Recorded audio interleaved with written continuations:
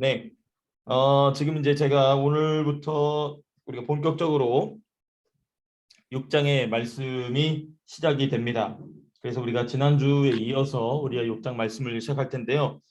사실 지난주에는 우리가 어떻게 했냐면 6장 전체에 대한 구조를 살펴보기 위해서 시작했다가 우리가 이제 서로 함께 토론하면서 말씀을 깊이 상고하는 시간을 가지면서 우리가 전체 구조를 살펴보지는 못했습니다.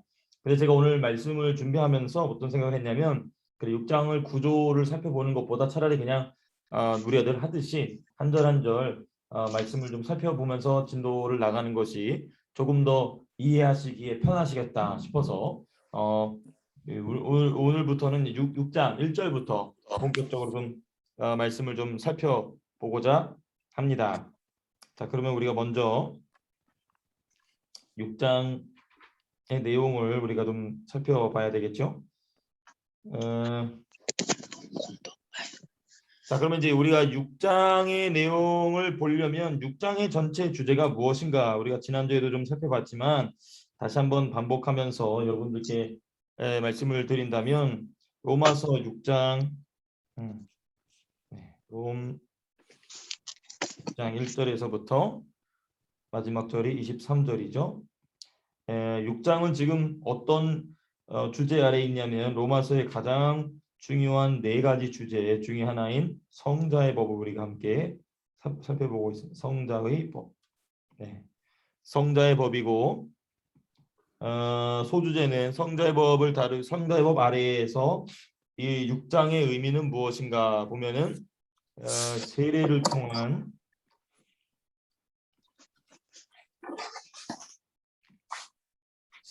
통한 예수 그리스도와의 연합을 이야기하고 있습니다.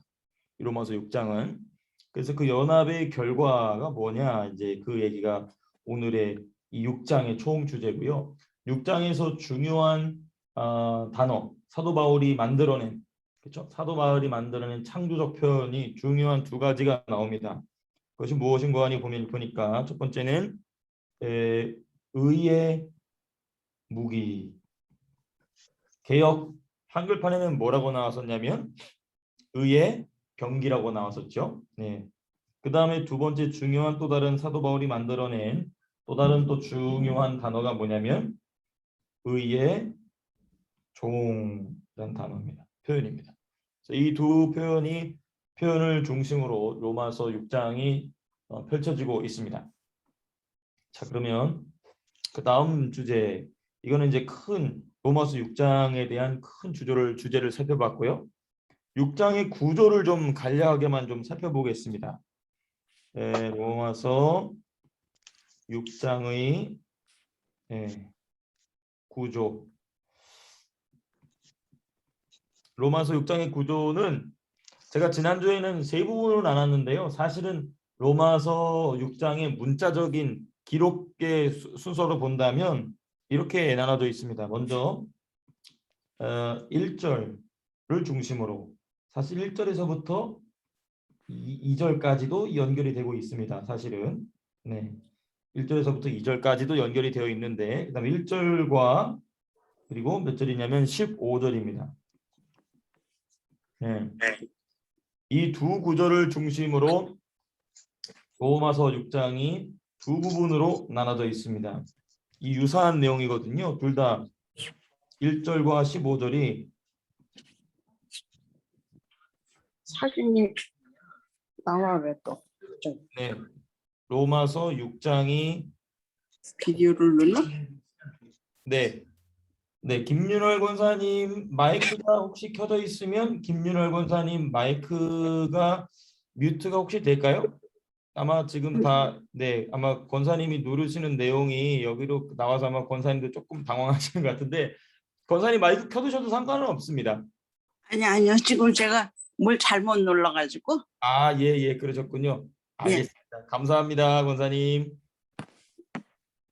그럼 원래 내용으로 돌아와서 먼저 우리 6장 1절 말씀 한번 보시겠습니다. 6장 1절 말씀을 한번 보시면 같이 한번 읽어보겠습니다. 시작. 그런즉 우리가 우리가 무슨 말을 하리요 은혜를 은혜를 더하게 하려고 죄에 거하겠느냐. 그럴 수 없느니라. 2절까지 그럴 수 없느니라라고 되어 있죠. 그 다음에 15절 말씀 한번 더 볼까요? 15절 6장 15절 말씀 같이 한번 읽겠습니다. 시작. 그런즉 어찌하리요 우리가 법 아래 있지 아니하고 은혜 아래 있으니 죄를 지으리요 그럴 수 그럴 없느니라. 1절과 15절을 읽어보시니까 표현이 유사하고 구조도 유사하죠. 그러니까 지금 로마서 6장은 이 1절부터 14절까지 한 덩어리, 그리고 15절에서부터 23절까지 한 덩어리. 그러니까 지금 유사한 내용이 같이 겹쳐 있습니다. 은혜를 더하게 하려고 죄에 거하겠느냐? 그럴 수 없느니라. 이게 1절에 있고 15절에 이렇게 되어 있습니다. 은혜 아래 있으니 죄를 지으리오 그럴 수 없느니라. 그렇죠? 같은 유사한 내용이 이 6장 전체를 나누는 중요한 구조가 됩니다. 그래서 우리가 오늘 살펴볼 내용은 6장의 전반부 부인 1절에서부터 14절까지 내용을 좀 살펴보고자 합니다.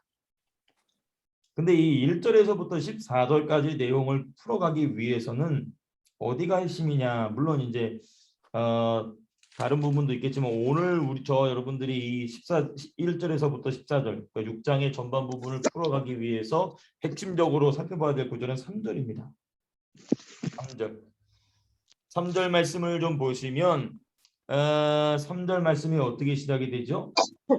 네, 무릇 그리스도 예수와 합하여. 이 표현 중요합니다. 무릇 그리스도 예수네요. 그리스도 예수와 합하여. 네, 이 표현 합하여 어디까지 제가 기록해 보려고 하냐면 세례를 받은 우리는 여기까지. 이 표현이 지금 사도 바울이 6장의 중요한 주제를 이야기하기 위해서 가장 먼저 꺼낸 핵심적인 주제 중에 하나입니다. 그래서 우리는 특별히 이 부분에다가 제가 좀 빨간색으로 줄을 쳐본다면 그리스도 예수와 뭐하여? 합하여라는 이 부분, 그렇죠? 합하여. 무엇을 받은 우리? 세례를 받은 우리. 이 부분 이렇게. 이 부분이 이제 특별히 합하여 세례를 받았다. 이렇게 요 합하여 세례를 받았다. 요 표현이 참 중요합니다. 자, 먼저 이제 우리가 이 3절에 대한 내용을 살펴보기 위해서는 먼저 1절과 2절에 무슨 내용이 있는지를 먼저 살펴봐야 되겠죠. 그럼 이제 우리가 1절과 2절을 좀 보겠습니다. 1절과 2절. 1절과 2절의 핵심은 뭐냐면 어디 있냐면 2절에 있습니다. 2절 보시면 그럴 수 없느니라. 죄에 대하여 죽은 우리가.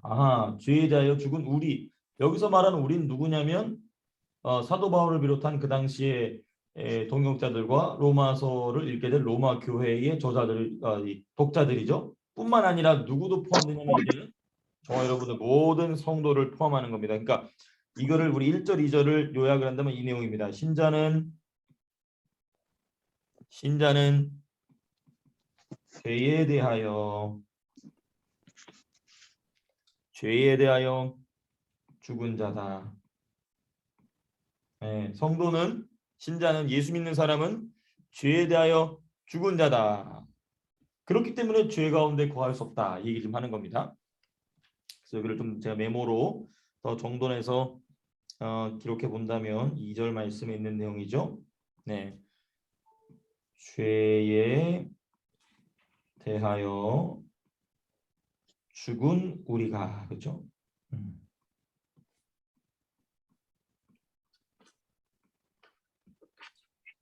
죄에 대하여 죽은 우리가 해놓고 여기 아주 중요한 내용이 이제 두 가지가 나옵니다. 죄에 대하여 죽은 우리가, 그렇죠? 죄에 대하여 죽은 우리가. 그럼 이 사도 바울이 2절에 이 중요한 얘기를 왜 했느냐? 그러면 우리가 1절을 살펴봐야 되겠죠. 그럼 이제 1절 말씀을 먼저 보면 1절 말씀을 보니까 이런 내용이 있습니다. 그런즉 우리가 무슨 말을 하리요? 은혜를 더하게 하려고 죄에 거하겠느냐 이 얘기가 나와요. 자, 일단 그럼 제가 잠깐 기록해 볼게요. 은혜를 더하게 하려고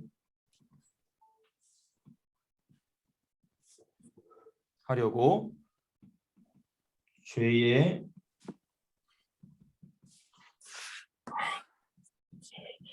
거하겠느냐. 이 말은 어디서부터 온 말이냐면요, 여러분. 5장 20절을 잠깐 보실까요? 바로 위에 구절이죠. 로마서 5장 20절의 내용을 그대로 받아서 한 말이에요. 5장 20절 한번 읽어보겠습니다. 시작. 율법이 들어온 것은 범죄를 더하게 하려 함이라. 그러나 죄가 더한 곳에 은혜가 더욱 넘쳤나니. 이 말이 뭔 얘기냐면 우리가 지난번에 의미를 살펴봤지만 이 문자 그대로를 보게 되면 은혜는 어느 곳에 많이 있다고요? 죄가 많은 곳에 있다. 그러므로 우리가 은혜를 더 우리 가운데 풍성하기 위해서 죄를 지어야 되겠느냐? 그건 아니란 얘기죠. 지금 그 얘기를 지금 바울이 수사학적으로 이야기하고 있는 겁니다. 5장 20절에 있는 죄가 더한 곳 어느 곳이냐면 죄가 많은 곳, 여기에 뭐가 넘친다? 은혜가 넘친다. 이게 이제 5장 20절에 있는 말입니다. 은혜의 넘침. 그렇기 때문에 우리가 은혜의 넘침을 우리가 경험하기 위해서 죄를 지어야 되느냐? 그럴 수 없느니라. 그럴 수 없느니라. 그래서 2절이 그럴 수 없느니라로 시작이 되는 겁니다. 자, 그런데 2절로 넘어가기 전에 우리가 좀 짚고 넘어가야 될 부분이 있습니다. 이게 뭐냐? 은혜를 더하는 올바른 방법은 그럼 무엇이냐? 이게 지금 요 사도 바울의 수사학적 질문에 담겨 있는 중요한 의도입니다. 제가 적어서 여러분과 함께 공유할 텐데요. 은혜를 더하는 올바른 방법은 무엇인가? 그렇죠. 지금 사도 바울이 1절을 통해서 너무나 뻔한 질문을 합니다. 은혜를 더하게 하려고 죄에 거하겠느냐? 말이 안 되는 소리죠. 답이 뻔한 질문이죠. 2절에 그럴 수 없느니라. 이게 뭐냐면 그러면 요 문장에는 기록되어 있지 않지만 요 행간에 담겨져 있는 사도 바울의 의도는 뭐냐? 그러면 우리 가운데 은혜가 더하게 하는 방법은 뭐겠느냐? 라는 이 질문이 요 수사학적 사도 바울의 질문에 숨겨져 있는 것입니다. 그래서 여러분 성경을 읽을 때 특별히 바울 서신 같은 경우는 이 사도 바울의 수사학적 질문, 이 사도 바울이 글을 쓰면서 갑자기 질문할 때 있지 않습니까? 그 질문할 때는 그 질문의 의도를 깊이 있게 파악을 해야 그 말씀의 의도를 이해할 수 있습니다. 그래서 오늘 우리가 이렇게 수요일 날 이렇게 나와서 함께 이렇게 깊이 있게 살펴보는 이유가 뭐냐면 평소에는 그냥 휙휙 지나갔던 귀에는 익숙한데 머리로나 가슴으로는 잘 와닿지 않던 표현들이 오늘 이 자리에서는 좀 이렇게 성령의 도우심으로 깊이 있게 이해가 되실 수 있기를 주님의 이름으로 축복합니다. 특별히 오늘 이 6장 1절에 담겨있는 이 수사학적 질문은 뭐냐? 그러면 우리 가운데 은혜는 어떻게 더해질 수 있느냐? 그 내용이 어디에 기록이 되어 있냐면요. 같은 장에 기록이 되어 있는데 6장 12절에서부터 14절에 있어요. 사도 바울이 지금 그러므로 우리에게는 은혜를 어떻게 더할 수 있는 방법이 있느냐? 죄를 지어야 되냐? 그건 아니다. 그래놓고 그럼 그건 왜 아니냐에 대한 얘기를 쭉 하고 나서 우리 가운데 은혜를 더욱 크게 하는 방법이 뭐가 있느냐? 우리가 나중에 더 몇 주 뒤에 더 살펴보겠지만 12절, 13절, 14절에서는요. 중요한 몇 가지를 이야기하고 있습니다.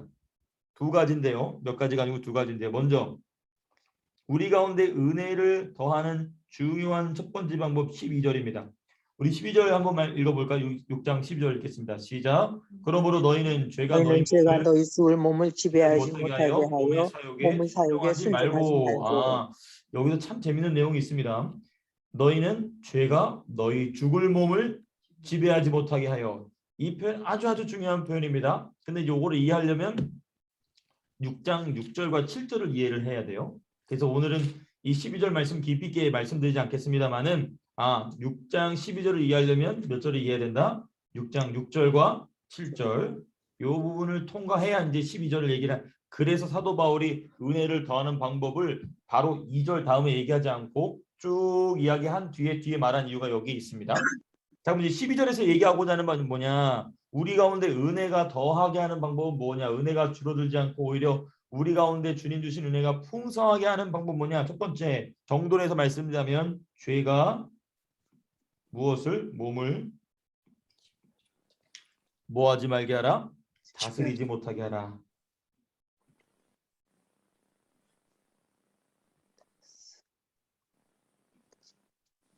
이거는 우리가 어느 정도 신앙생활 해보면은 뭐 뻔한 얘기네 할 수 있는데 사실은 요 11절까지 그렇죠? 6절, 7절, 8절, 9절 쭉 이어지는 11절까지 내용을 이해해 보면은 그래서 죄가 몸을 다스리게 하지 말라는 말이 이런 말이구나 하게 됩니다. 그다음 두 번째는 당연히 13절에서부터 4절이겠죠? 13절에서 14절을 보시면 핵심은 이겁니다. 13절 맨 마지막에 하나님께 드리며 시작 하나님께 드리며 너희 지체를 의의 무기로 하나님께 드려라. 그렇죠? 지체를 누구에게 드려라? 그렇죠? 지체를 하나님께 무엇으로? 의의 무기로 하나님께 드리라.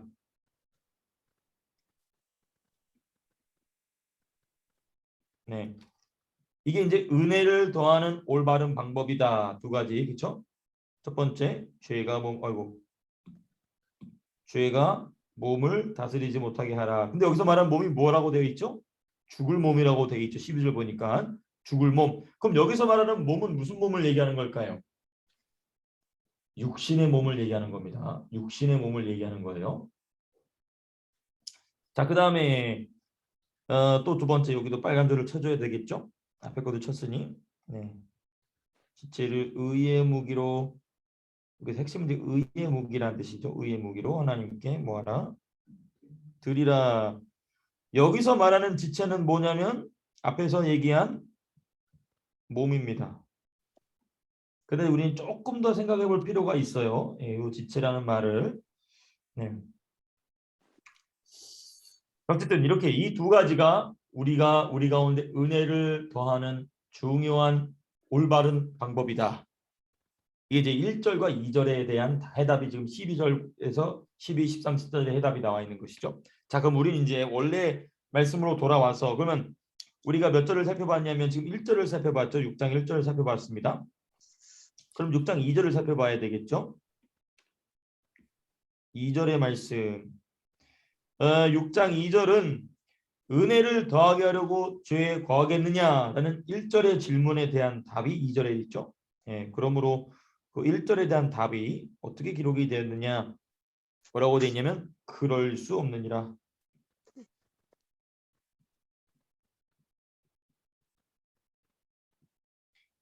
그러니까 죄에 거하겠느냐 이 질문에 대한 답이 2절 서두에 이렇게 연결이 된 겁니다. 그럴 수 없느니라. 그럼 왜 그럴 수 없느냐에 대한 내용이 이제 2절에 나와 있는 것이죠. 다시 이 부분을 우리가 잘 이해를 하셔야 돼요. 자, 반복해서 말씀드리겠습니다. 은혜에 더하려고 죄에 거하겠느냐. 쉽게 표현하면 너가 은혜를 더 많이 받으려고 죄를 더 짓겠느냐. 2절 보니까 그래서는 안 된다. 그럴 수 없다. 근데 그래서는 안 된다라는 표현과 그럴 수 없다라는 말이 비슷한 것 같지만 사실 다른 표현입니다. 다시 말씀드릴게요. 사도 바울이 그래선 안 된다 라고 2절에서 얘기하지 않고 뭐라고 하죠? 그럴 수 없다라고 얘기해요. 이 말이 유사한 것 같지만 분명히 이 어감에 분명한 차이가 있습니다. 왜냐? 왜 안 되냐? 이게 이제 2절에 나와 있겠죠. 그 후반 부분에 why? 왜 안 되는가? 왜 안 되냐? 2절에 나온 것처럼 신자는 뭐에 대해서 죽었다고요? 그렇죠. 죄에 대해서 죽었기 때문에 죄에 대해서 반응하는 것이 가능하다, 불가능하다? 불가능하다. 지금 이 얘기를 하고 싶은 거예요. 그래서 그럴 수 없다라고 얘기하는 겁니다. 그래서 안 된다. 그래서 안 된다라는 얘기는 뭘 암시하고 있냐면 그렇게 할 수도 있다라는 가능성을 암시하는 표현입니다.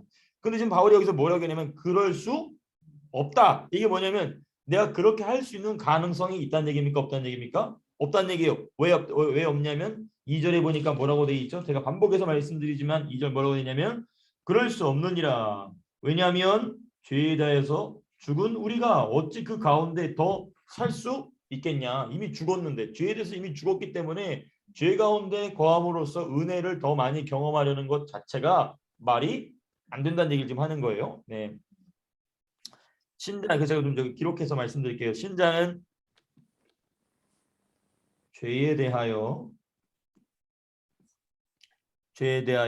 죽었으므로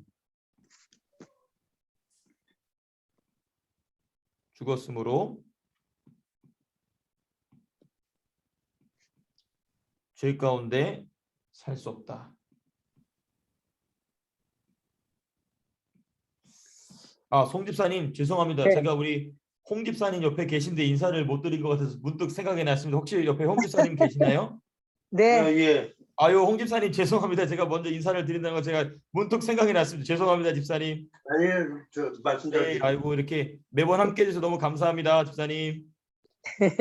네, 감사합니다. 네, 성령께서 이 생각이 나게 하신 것 같습니다. 홍 집사님께 인사를 드리라고 감사합니다. 아이고. 네, 네.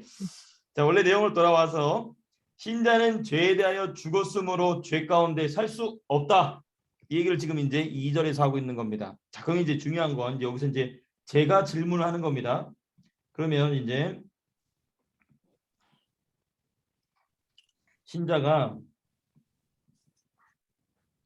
죄에 대하여 죽었다는 말의 의미는 무엇인가? 이 말을 좀 생각해 봐야 되겠죠. 신자가 죄에 대하여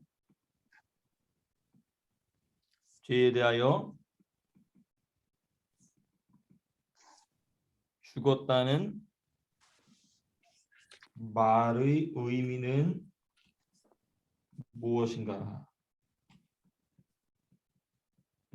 요게 그러니까 이 2절에서 사도 바울이 얘기하고 있는 우리가 죄에 대하여 죽었다.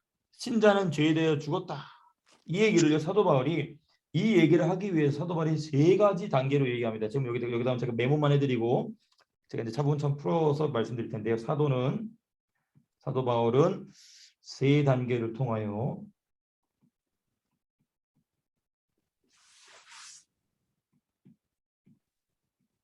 논증,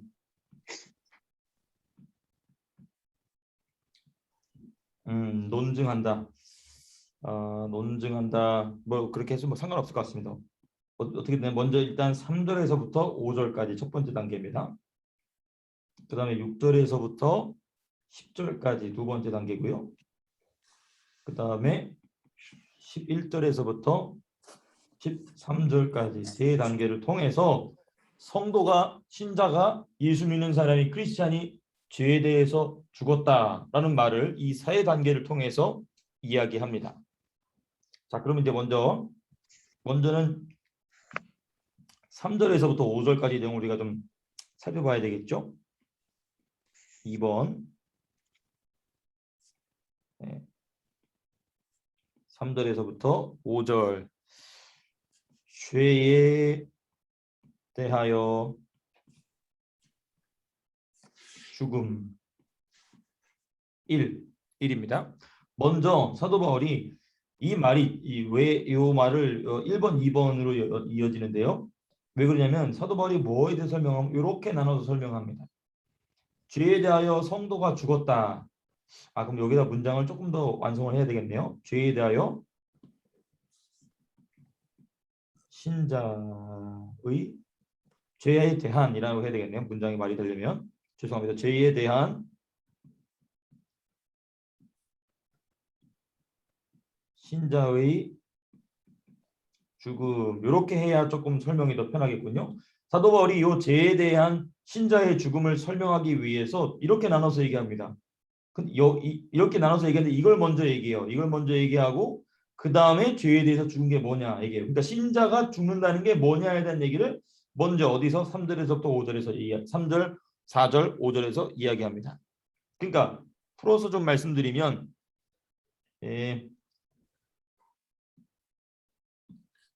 사도 바울은 3절에서부터 5절까지 죽음의 신자의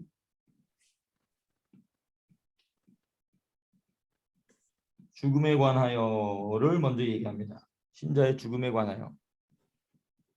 조금 비슷하게 표현한다면 어떻게 죽은 것인지, 그렇죠?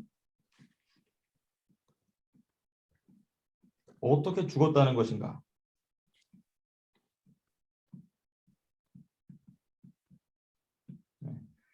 무엇이 죽었다는 것은 두 번째입니다.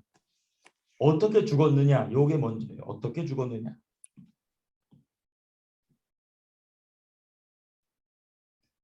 그럼 이제 이 죽었다는 말을 하고 있는 사도 바울이 우리라고 그랬거든요. 우리가 죄에 대해서 죽었다. 그럼 여기서 말할 때 사도 바울이 말하고 있는 사도 바울은 살아있지 않습니까? 육체적으로.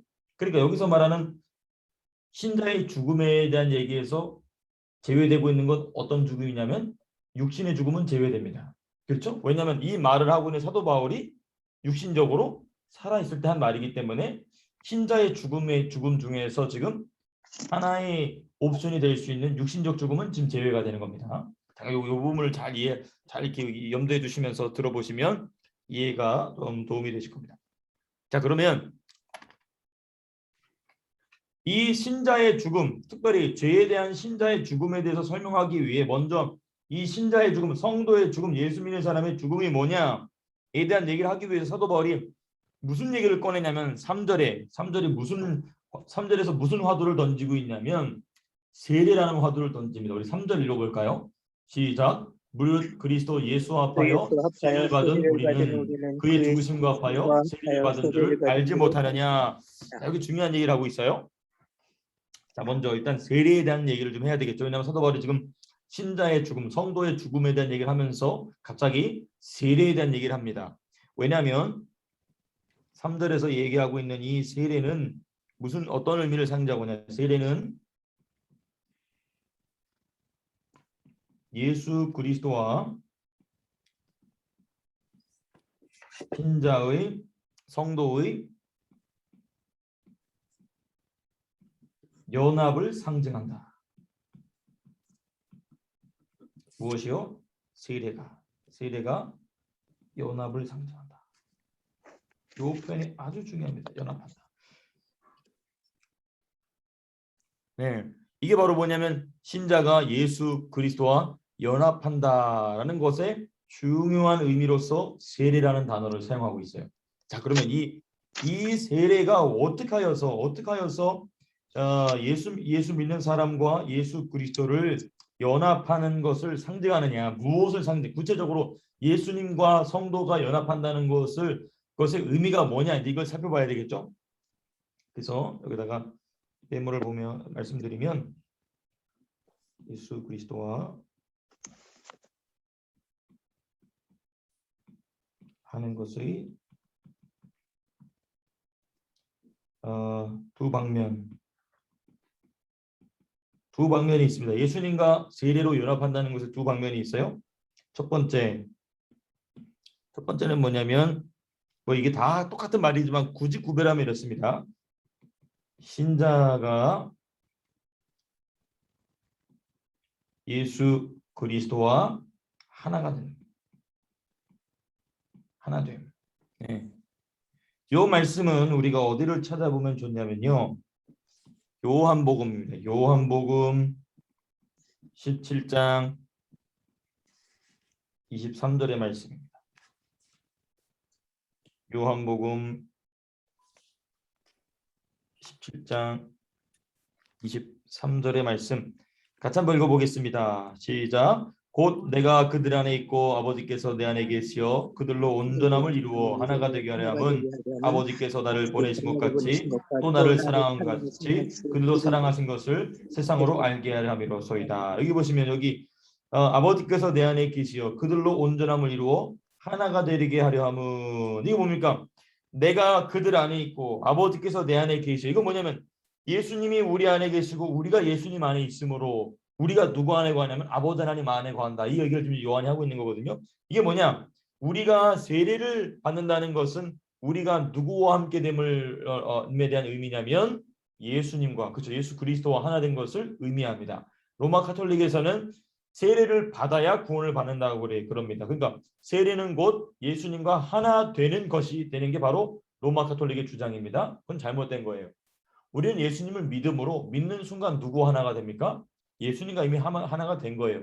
세례를 받는 건 뭐냐? 예수님과 하나가 된 것을 하나님과 성도들 앞에 공포하는 것이죠. 그런 의미로서 우리가 세례를 받는 것입니다. 지금 바울이 얘기하는 건 그런 의미입니다. 그래서 신자가 예수 그리스도와 하나 된다. 무엇을 통하여? 신자가 하나 된 것을 무엇을 통하여 의미를 확증하냐면 세례를 통하여. 자, 근데 사도 바울이 얘기하고 싶은 두 번째 이 방면이 더 중요합니다. 요 오늘 본문에서는 신자가 예수 그리스도의 삶과 사역과 하나가 된다.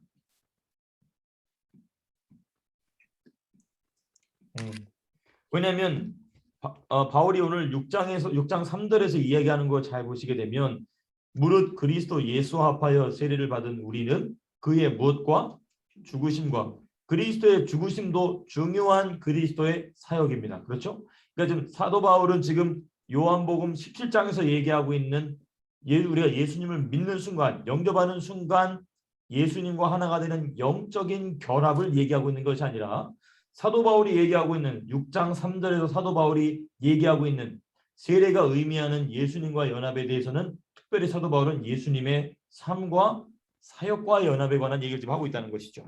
아주 중요한 부분입니다. 그래서 3절 말씀 그의 죽으심과 합하여 라는 부분이 이제 여기서는 핵심이 되겠죠. 그러므로 여기 3절 말씀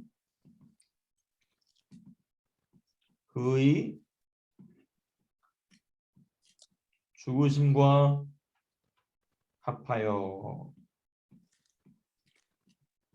여기 이제 사도 바울이 지금 그리스도인이 예수 믿는 사람이 죄에 대하여 죽었다라는 말을 설명하기 위해서 먼저 그러면 예수 믿는 사람이 죽었다라는 말은 무슨 의미냐면 곧 세례를 통하여가 아니라 세례가 의미하는 바 곧 누구의 사역과 예수 그리스도의 사역과 하나가 됐다. 특별히 무엇에 대한 얘기를 하고 있냐면 예수님의 죽음과 연합했다. 이게 곧 무엇이냐면 사도 바울이 얘기하고 있는 신자의 죽음을 얘기하고 있는 게 바로 요 얘기하는 겁니다. 그러니까 우리의 육신적인 죽음을 얘기하는 것이 아니고 영적인 사망, 곧 죄로 말미암아 죽은 사망을 얘기하는 것이 아니고 어떤 죽음이냐면 우리가 세례가 의미하는 바와 같이 예수님의 사역, 그중에 지금 사도 바울이 강조하고 있는 건 뭐냐면 예수님의 죽으심이죠.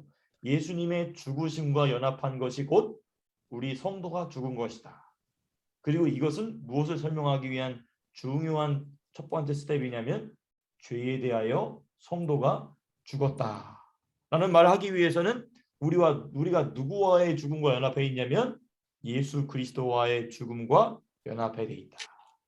자, 이 말이 조금 어렵지만 제가 반복해서 계속 설명해서 지금도 글로 기록하면서 한 번 더 말씀드리도록 하겠습니다.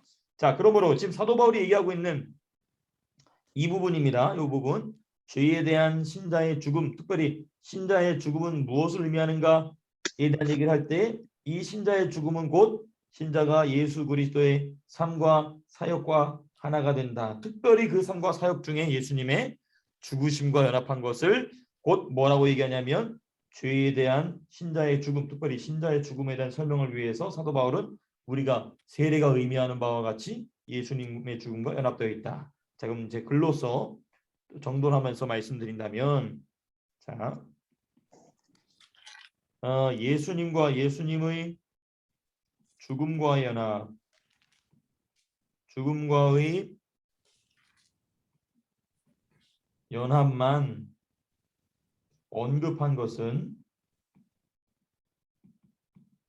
그렇죠. 예수님이 사역하신 중요한 7가지 사역이 있지 않습니까? 그 중요한 7가지 사역 중에 죽음만 언급한 이유는 무엇이냐면 신자가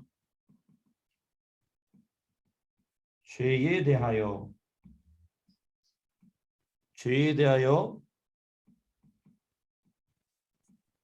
죽은 것을 뭐하기 위해? 설명하기 위해서.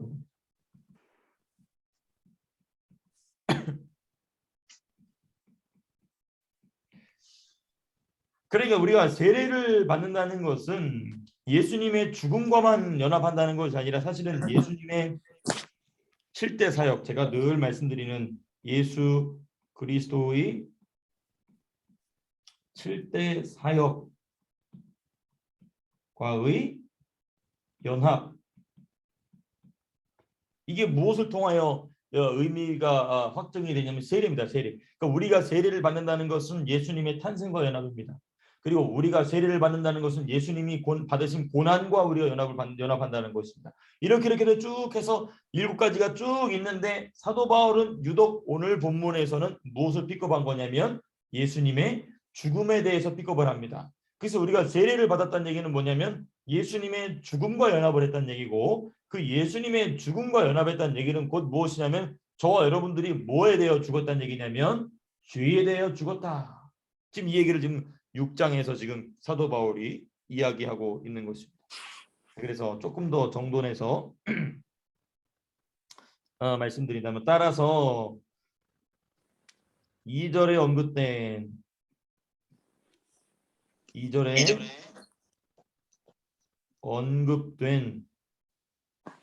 신자의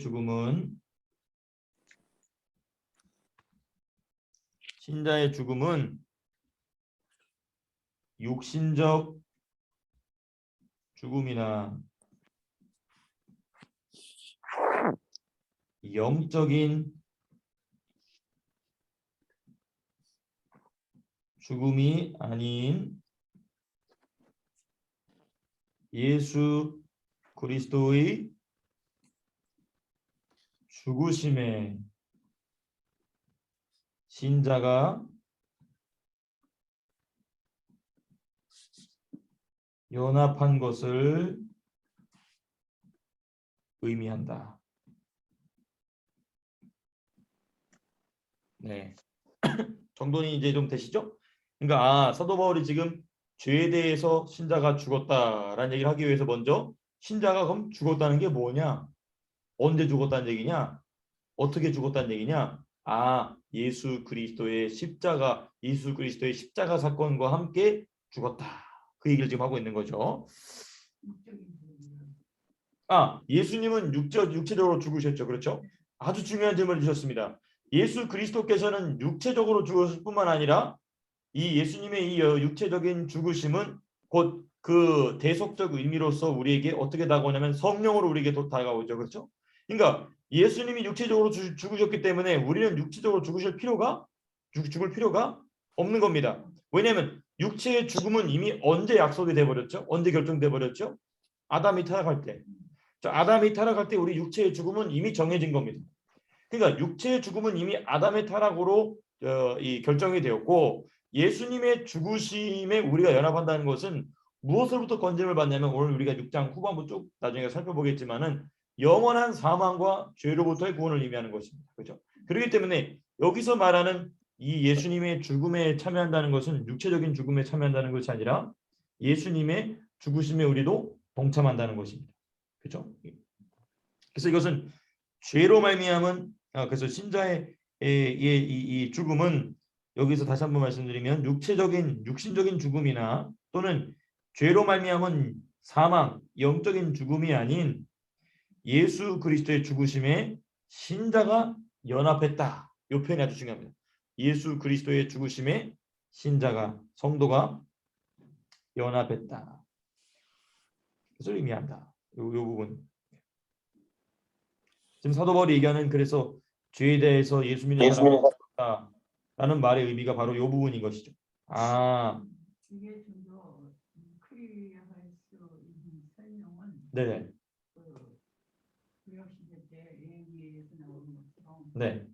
자기의 범죄를 했을 때 그렇죠.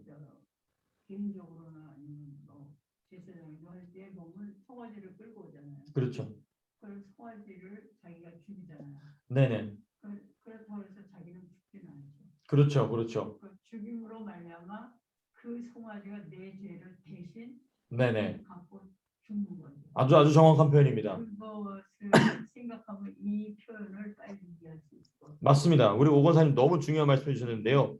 그러니까 이 부분에 대해서 우리가 사도 바울이 예수님은 육신적으로 죽으셨고 그러므로 우리가 예수님의 죽음에 참여한다는 것은 권사님 아까 질문해 주신 말씀해 주신 대로 그러므로 우리도 육신적으로 그 죽음에 동참해야 그 예수님의 죽음에 동참하는 거 아니냐. 사실 이거는 지금 이 권사님께서 수사학적 질문을 해주신 거죠. 당연히 아시는 질문에 대한 답을 하시기 위해서 공유해 주시기 위해서 구약적으로 볼 때도 그건 말이 되지 않습니다. 그렇죠? 왜냐하면 권사님 지금 오 권사님께서 말씀해 주신 대로 구약 시대 때 누가 죄를 지었습니다.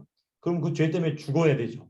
근데 그 죄 때문에 죽지 않고 그 죄를 용서받을 방법 하나님 만들어 주셨는데 그게 뭐냐면 대속 제물, 희생 제물을 드림으로 나 대신에 짐승이 제물이 죽어줌으로써 나는 산다는 것입니다.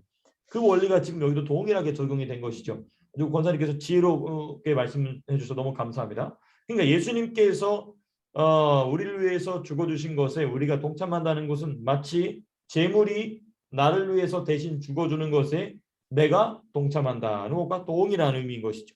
자, 그런데 우리가 여기서 좀 더 생각해 볼 것은 무엇이냐면 구약 시대에서는 의미적이었습니다. 그렇죠? 의미였어요. 의미. 곧 이 희생 제물은 오실 메시아를 의미하는 그 의미로서였지만 이제는 우리가 뭐냐면 실체 대신 예수님이 죽어주셨죠. 그렇죠? 실체 대신 예수님이 죽어주심으로 이제는 더 이상 이것이 우리에게는 의미가 아니라 실제가 되는 것입니다. 그럼 실제적으로 죽은 게 있다는 거예요. 자, 이 부분 중요합니다. 실제적으로 죽은 게 있다는 겁니다. 다시 말씀드릴게요. 구약 성경 같은 경우는 의미예요. 그렇죠? 이 모세 오경을 통하여 하나님 주신 희생 제물의 제사는 의미입니다. 이 제물이 나를 대신해서 죽어줄 뿐만 아니라 이 제물은 곧 약속하여서 오시리라 하신 메시아를 예표하죠. 의미적입니다. 근데 그것도 물론 실제 속죄 역사가 있습니다. 구약 시대 때에서는. 근데 신약에 와서는 무슨 일이 발생하느냐? 율법이 완성되면서 예수 그리스도께서 실질적으로 죽어주셨어요. 그렇죠? 예수님께서 실제적으로 죽어주셨기 때문에 이제 더 이상 이것은 의미가 아니라 우리에게도 실질적으로 다가오는데 물론 육체적으로 우리가 죽는다는 것은 아니지만 마치 육체가 죽는 것처럼 실제적으로 무엇인가가 우리 안에서 죽는다는 겁니다. 이 부분이 오늘 이 사도 바울이 6장을 통해서 이야기하고 싶은 그렇습니다. 옛장. 오늘 이 6절에 나와 있는 부분인데요. 6장 6절 부분인데 이건 아마 우리가 다음 주에 하게 될 부분인데요. 6절 말씀 한번 같이 읽어보겠습니다. 시작. 우리가 알거니와 우리 옛사람이 예수와 함께 십자가에 못 박힌 것은 죄의 몸이 죽어 다시는 우리가 죄에게 종로로 타지 아니하려 하니. 그러니까 우리가 예수 그리스도를 믿음으로 말미암아 예수님의 죽음에 참여하게 되는데 그 예수님의 죽음에 참여하는 순간 우리 안에서 죽어나가는 게 있다는 겁니다. 그 죽어나간 게 뭐냐면 우리 옛사람이라고 되어 있어요. 또 6절에 보니까 또 다른 표현이 뭐라고 하냐면 죄의 몸이라고 되어 있습니다. 그렇죠? 죄의 몸이 죽어라고 되어 있어요. 그러니까 이 6장이 열리게 되면 이 6절이 열리게 되면 12절과 13절도 이해가 되는 것이죠. 12절 말씀 다시 한번 보시면 그러므로 너희는 죄가 너희 죽을 몸을 지배하지 못하게 하여 그러니까 우리의 죽을 몸을 지배하던 게 뭐였냐면 6절에 있는 옛사람인 거예요. 죄의 몸인 겁니다. 그러니까 이 죄의 몸과 12절에서 말하는 죽을 몸은 같은 몸이에요? 다른 몸이에요? 다른 몸이에요. 그렇죠? 이거 이제 우리가 6절에 가서 또 더 자세하게 살펴보겠습니다. 항상 우리 앞서 가시는 오건사님 덕분에 우리가 또 미리 한번 또 말씀을 앞서 살펴봤습니다만은 본래의 내용으로 돌아와서 이제 3절 말씀 계속해서 우리가 살펴보도록 하겠습니다. 그래서 이 3절은 세례를 통하여서 우리가 예수님의 죽으심과 연합했다. 그러므로 우리는 실제적으로 우리 안에서 무엇인가가 죽었다. 자, 그럼 이제 그 얘기를 이제 우리가 그 얘기는 이제 그럼 죽은 게 무엇이냐에 대한 얘기는 우리가 다음 주 6절을 공부하면서 살펴보도록 하고요. 어쨌든 우리는 뭘 살펴봐야 되냐면 죄에 대한 신자의 죽음이 무엇이냐에 대한 얘기를 살펴보기 위해서 우리가 먼저 지금 신자의 죽음이 무엇이냐에 대한 얘기를 지금 살펴보고 있습니다. 잠시만요. 여기를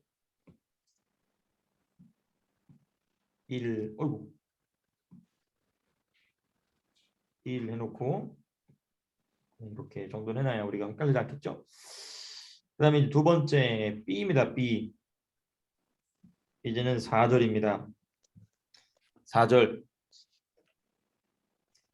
4절 말씀 한번 보시면 4절 말씀은 3절에서 이야기한 내용, 곧 그의 3절 이런 내용이 있습니다. 3절 후반부에 그의 죽으심과 합하여 세례를 받은 줄 알지 못하느냐. 그러면 죽으심과 합하여 세례를 받았다는 말이 뭐냐?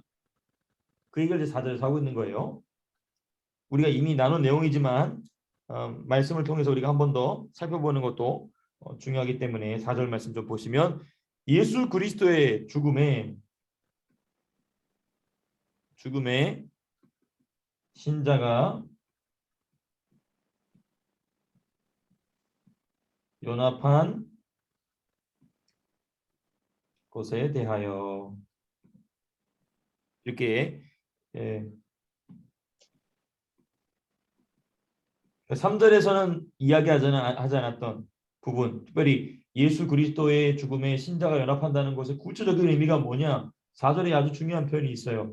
그러므로 우리가 그의 죽으심과 합하여 세례를 받음으로 그와 함께 뭐 되었나니?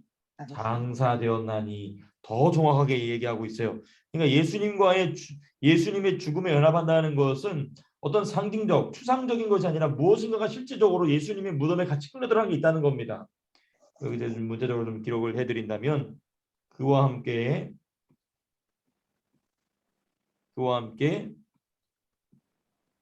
장사 되었나니. 그와 함께 장사되었나니. 지금 계속 반복적으로 드린 말씀을 문자로 이렇게 글로 기록해서 적어본다면 이렇게 되는 것이죠. 예수님의 죽음과 연합한다는 것은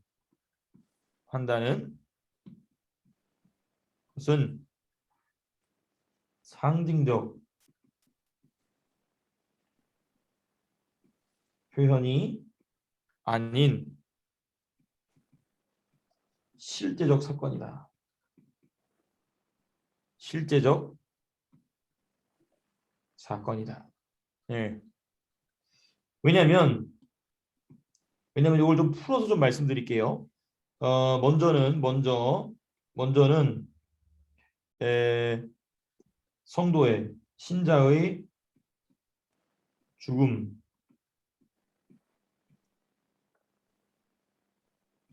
대한 단정적 표현.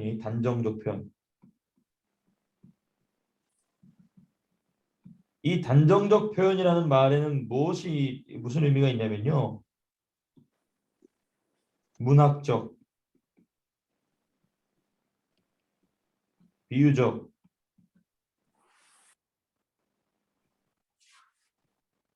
표현이 아니라는 겁니다. 사도 바울이 성도의 죽음에 대해서 얘기할 때 죄로 말미암아 사망했다 그 얘기 말고, 그런 얘기 말고 우리가 예수 그리스도의 죽으심과 합하여 연합하여 죽었다라는 얘기할 때 보면은 사도 바울이 문학적인 표현을 사용하지 않아요. 비유적인 표현을 사용하지 않습니다. 단정적으로 죽었다라고 얘기해요. 왜냐하면 앞뒤 문맥에서 문학적인 비유를 전혀 사용하지 않고 있기 때문에 단정적으로 반복적으로 이야기합니다. 제가 이제 그 부분을 좀 말씀드리고 하는 건데요. 단정적 표현이 어디에 많이 사도의 서신에, 바울 서신에서 반복적으로 사용된다.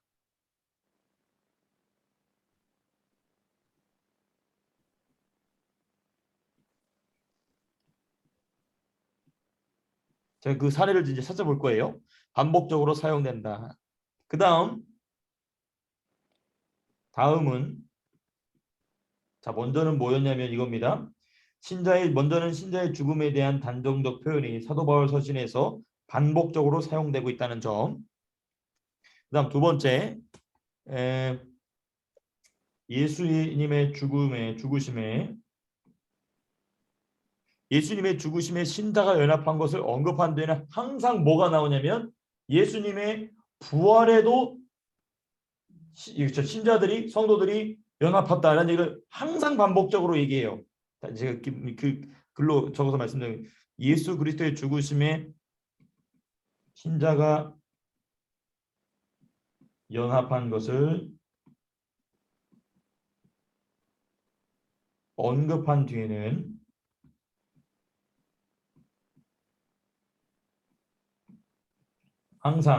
항상입니다. 항상 누구의 부활이? 예수님의 부활에 연합할 신자에 대한 언급이 이어진다. 이 두 가지 중요한 사도 바울 서신의 특징, 첫 번째, 이 성도가 예수 그리스도의 죽음과 연합한다는 것에 있어서 사도 바울이 자신의 서신서에서 반복적으로 얘기하면서 두 가지 특징이 나타난다. 첫 번째, 단정적 표현, 문학적이거나 비유적인 표현이 아닌 명확하게 죽었다라는 얘기를 한다는 점. 두 번째는 뭐냐면 예수 그리스도의 죽으심에 신자가, 성도가, 예수 믿는 사람이 연합한다는 것을 언급한 데에는 반드시 무엇에 대한 언급이 나오냐면 먼저 예수님의 부활과 그리고 예수님의 죽으심에 신자가 연합한 것 같이 그의 부활하심에도 그들이 뭐하리라? 연합하리라 라는 얘기를 꼭 합니다. 그러므로 신자의 죽음은, 예수 그리스도의 죽음에 연합했다는 말로서의 신자의 죽음은 분명히 어떤 영적인 사건이 신자 안에서 일어난다는 점이죠. 자, 그럼 이제 이것을 바울 서신을 좀 찾아보면서 우리가 좀 살펴보도록 하겠습니다. 그러면 어디에 그런 말씀이 나오는가? 많이 있지만 오늘 세 부분만 좀 찾아보겠습니다. 먼저 갈라디아서입니다. 우리가 너무 잘 아는 말씀, 지난주에도 함께 살펴본 말씀이죠. 갈라디아서 2장 20절 보시면 한번 찾아보시겠어요? 네, 갈라디아서 2장 20절에 보면 이런 표현이 있습니다. 내가 그리스도와 함께 십자가에 못 박혔나니. 제가 이 부분 좀 기록해 보겠습니다. 내가 그리스도와 함께 십자가에 못 박혔나니.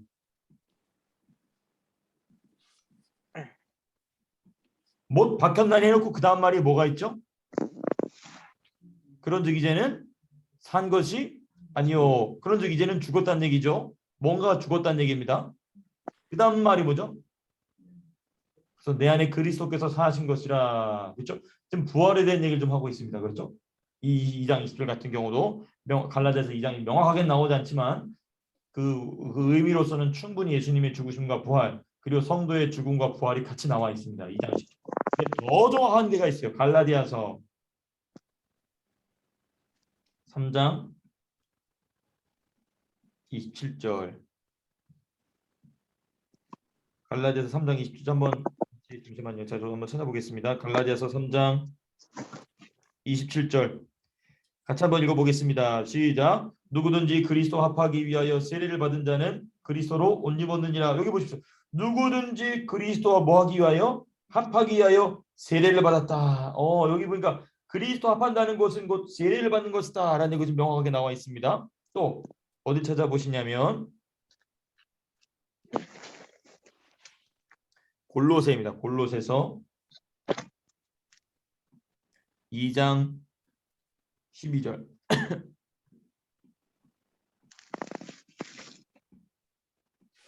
2장 12절 한번 찾으셨으면 2장 12절 저도 한번 찾아보겠습니다. 골로새서 2장 12절 같이 한번 읽겠습니다. 시작. 너희가 세례로 그리스도와 함께 장사되고 또 죽은 자들 가운데서 그를 일으키신 하나님의 역사를 믿음으로 말미암아 그 안에서 함께 일으키심을 받았느니라. 아주 중요한 얘기가 있습니다. 너희가 세례로 그리스도와 함께 뭐 되고요? 장사되었다. 이게 또 명확하게 골로새서 2장에 나오죠. 그다음 무슨 말이 나옵니까? 죽은 자들 가운데서 그를 예수를 일으키신 하나님의 역사를 믿음으로 말미암아 그 안에서 예수 그리스도 안에서 함께 모았음을 받았느니라. 일으키심 부활을 얻었느니라를 얘기하고 있습니다. 아하. 이 부분도 설명한 부분이 많지만 간단하게만 이렇게 인용만 하고 넘어가겠습니다. 너희가 세례로 그리스도와 함께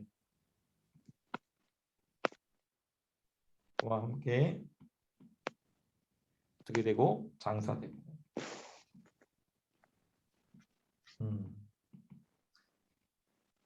자, 그러니까 지금 사도 바울이 얘기하고 있는 신자의 죽음, 곧 예수 그리스도의 죽음과 연합한다는 것의 의미는 예수님의 십자가의 죽으심, 무덤의 3일과 연합한다라는 얘기를 지금 명확하게 계속해서 반복적으로 보여주고 있습니다. 자, 그럼 이제 오늘 제가 여러분들과 함께 나누려고 하는 마지막 부분인 제 5절 부분 함께 같이 보시겠습니다. 5절 이가 되겠죠? 5절 부분입니다. 5절은 우리가 지금 3절과 4절에서 나눈 내용을 정돈하고 있는 부분입니다. 그러니까 죽으심 그리고 다시 사심과의 연합을 이야기하고 있어요. 네. 그러니까 3절과 4절의 내용을 반복해서 사도 바울이 지금 6장에서 얘기하고자 하는 성도의 죽음의 의미에 대한 설명을 지금 마무리 짓고 있습니다. 자, 근데 여기서 우리가 5절을 한번 같이 한번 읽어보겠습니다. 시작. 만일 우리가 그의 죽으심과 같은 모양으로 연합한 자가 되었으면 또한 그의 부활 같은 모양으로 연합한 자도 되리라. 자, 그럼 이제 우리가 3절과 4절을 충분히 이렇게 이해하고 나신 뒤에 5절 읽으시니까 의미가 확 들어오죠. 우리가 그의 죽으심과 무슨 모양으로? 같은 모양으로 연합한 자가 되었다. 그럼 예수님의 죽으심이 뭐냐면 예수님의 죽으심은 뭐였죠? 예수님이 십자가에 죽으셨죠.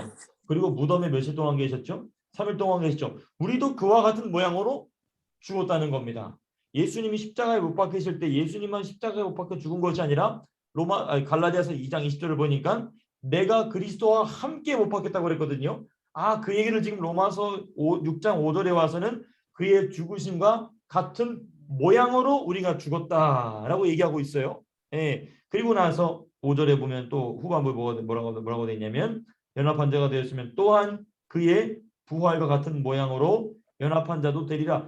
그러니까 예수님의 부활과 함께 우리 안에서도 지금 뭐가 다시 살아났다는 겁니까? 무언가가 지금 다시 살아났다는 겁니다. 다시 말씀드릴게요. 예수님의 죽음과 같은 모양으로 우리가 죽었다면, 그리고 5절에서 뭐라고 하냐면 그와 같이 예수님이 부활하신 모양과 같은 모양으로 우리도 무엇인가 우리 안에서 부활했다. 지금 그 얘기를 지금 하는 거예요. 지금 5절을 통해서. 그런데 사도 바울이 오늘 이 6장을 통해서 얘기하고 싶은 거는 뭐냐? 무엇이 부활했느냐에 대한 얘기는 오늘 하지 않습니다. 6장에서 하지 않나요? 무엇이 죽었느냐에 대한 얘기를 합니다. 그게 이제 우리가 다음 주 6절부터 나와 있는 얘기. 잠깐 우리 다음 주 나눌 내용만 좀 살펴보게 되면 그러면 그렇죠. 만일 우리가 5절에 있는 만일 우리가 그의 죽으신 것 같은 모양으로 연합한 자가 되어서 죽었다면 그게 뭐냐? 뭐가 죽었느냐? 우리 6절 말씀 6절 7절 같이 한번 읽어보겠습니다. 시작. 우리가 알거니와 우리 옛사람이 예수와 함께 십자가에 못 박힌 것은 죄의 몸이 죽어 다시는 우리가 죄에게 종노릇하지 아니하려 함이니 이는 죽은 자가 죄에서 벗어나 의롭다심을 얻었습니다. 자, 이거 다음 주 제가 정돈하면서 함께 보겠지만 먼저 일단 지금 3절에서 얘기하고 4절에서 얘기하고 5절에서 얘기하고 있는 신자의 죽음, 특별히 뭐가 죽었냐면 6절에 말한 대로 우리의 옛사람이 죽었다.